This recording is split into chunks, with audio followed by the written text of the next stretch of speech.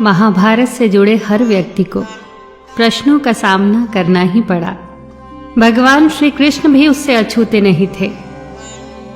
महाभारत को पढ़ते वक्त हम में से कईयों के मन में कुछ प्रश्न आते हैं। ऐसे ही कुछ प्रश्न उद्धव जी ने भी श्री कृष्ण से पूछे थे और उन प्रश्नों के भगवान श्री कृष्ण ने इतने सुंदर और सटीक उत्तर दिए कि उद्धव जी की सारी शंकाएं ही मिट गई। उद्धव जी भगवान श्री कृष्ण के सारथी भी थे और सखा भी। एक दिन श्री कृष्ण ने उद्धव से कहा, हे उद्धव, तुमने आज तक मुझसे कुछ नहीं मांगा, आज तुम मांगो उद्धव, जो तुम चाहते हो वो मांगो। मुझे बहुत प्रसन्नता होगी, बहुत संतुष्टि मिलेगी। मुझे अपना ऋणी न बनाओ उद्धव, मांगो जो इच्छा हो। उद्धव ने उत्तर दिया, मुझे कुछ नहीं चाहिए माधव, मुझे केवल मेरे प्रश्नों के उत्तर चाहिए। मेरी शंकाओं का समाधान कर दो सखा। मैं आज तक आपकी लीलाओं को समझ नहीं पाया। आपके उपदेश कुछ और थे और व्यक्तिगत जीवन कुछ और था। हे लीलाधर, मेरे प्रश्नों का उत्तर देकर मुझे संतुष्ट करिए। श्री कृष्ण ने कहा, पूछो उद्धव, जो भी प्रश्न तुम्हारे मन में है वो पूछो। उद्धव का पहला प्रश्न था, हे माधव, सच्चा मित्र कौन होता है? श्री कृष्ण ने उत्तर दिया, सच्चा मित्र वो होता है जो आवश्यकता पड़ने पर बिना मांगे ही अपने मित्र की सहायता करे। इस पर उद्धव ने कहा, हे माधव, आप तो पांडवों के आत्मीय और प्रिय मित्र थे, परंतु क्या आपको नहीं लगता कि आपने जो सच्चे मित्र की परिभाषा दी है, आपने उस परिभाषा के अनुसार कार्य नहीं किया? यदि किया होता तो उस दिन युधिष्ठिर को द्यूत क्रीड़ा से अवश्य रोका होता। यदि आपने उन्हें नहीं रोका तो आप उन्हें जिता तो सकते थे। आप भाग्य को पांडवों के पक्ष में अवश्य मोड़ सकते थे, उन्हें रोक सकते थे कान्हा, जो वो एक के बाद एक अपना सब कुछ दांव पर लगा रहे थे। आप युधिष्ठिर को रोक सकते थे वासुदेव, जब उन्होंने अपने भाइयों को, यहां तक कि अपनी पत्नी को भी दांव पर लगाया। आपने ऐसा क्यों नहीं किया कान्हा? आपने तो तब हस्तक्षेप किया जब द्रौपदी लगभग अपना शील खो चुकी थी। तब आपने उसे वस्त्र देकर उसके शील को बचाने का दावा किया। आप ये दावा भी कैसे कर सकते थे?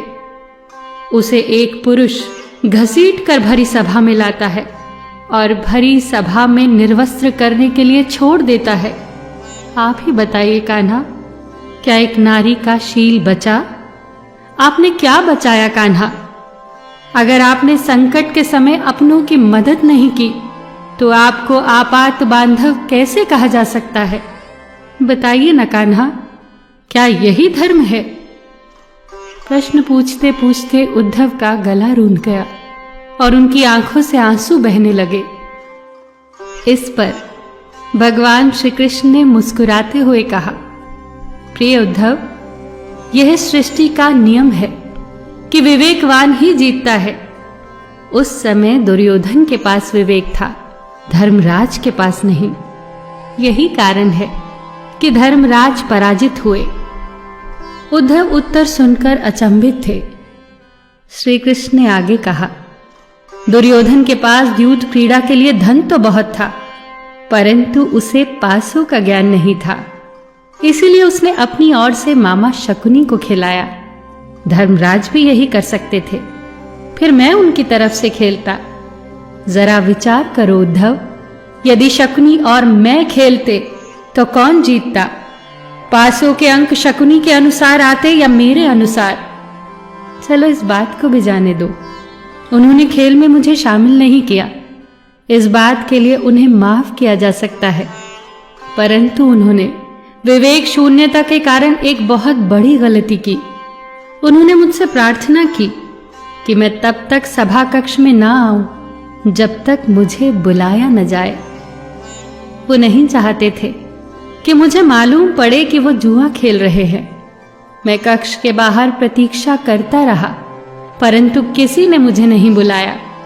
भीम, अर्जुन, नकुल, सहदेव सब के सब भाग्य और दुर्योधन को कोसते रहे, किसी को भी मेरी याद नहीं आई। और जब दुशासन द्रौपदी को बाल से पकड़कर घसीटता हुआ भरी सभा में लाया, द्रौपदी भी अपने सामर्थ्य के अनुसार जूझती रही। उसने भी मुझे नहीं पुकारा। उसकी बुद्धि तो तब जागृत हुई जब दुशासन ने उसे निर्वस्त्र करना आरंभ कर दिया। तब उसने हरि हरि अभयम कृष्णा अभयम की गुहार लगाई और तत्क्षण मैं वहां पहुंच गया। अब इस स्थिति में मेरी गलती बताओ उद्धव। इस पर उद्धव बोले, आपका स्पष्टीकरण प्रभावशाली अवश्य है, परंतु मुझे पूर्ण संतुष्टि नहीं हुई। इसका अर्थ तो यह हुआ कि आप तभी जाएंगे जब आपको बुलाया जाएगा। क्या संकट में घिरे भक्त की रक्षा करने आप स्वतः नहीं जाएंगे? कृष्ण मुस्कुराए और बोले, उद्धव, इस सृष्टि में हर एक का जीवन उसके स्वयं के कर्म फल के आधार पर ही संचालित होता है। न तो मैं इसे चलाता हूं और न ही इसमें कोई हस्तक्षेप करता हूं। मैं केवल एक साक्षी हूं। मैं सदैव तुम्हारे नजदीक रहकर जो हो रहा है उसे देखता हूं।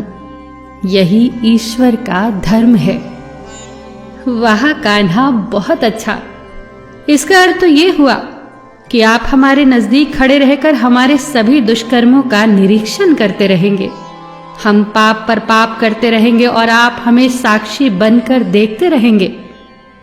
आप क्या चाहते हैं कि हम भूल करते रहें, पाप की गठरी बांधते रहें और उसका फल भुगतते रहें? उद्धव के वाक्य उलाहना से भरे थे। भगवान श्री कृष्ण फिर मुस्कुराए और कहा, हे उद्धव, तुम शब्दों के गहरे अर्थ को समझो। जब तुम समझकर ये अनुभव कर लोगे कि मैं तुम्हारे नजदीक साक्षी के रूप में हर पल हूं, तो क्या तुम गलत या बुरा काम कर पाओगे? तुम निश्चित रूप से कुछ भी बुरा नहीं करोगे।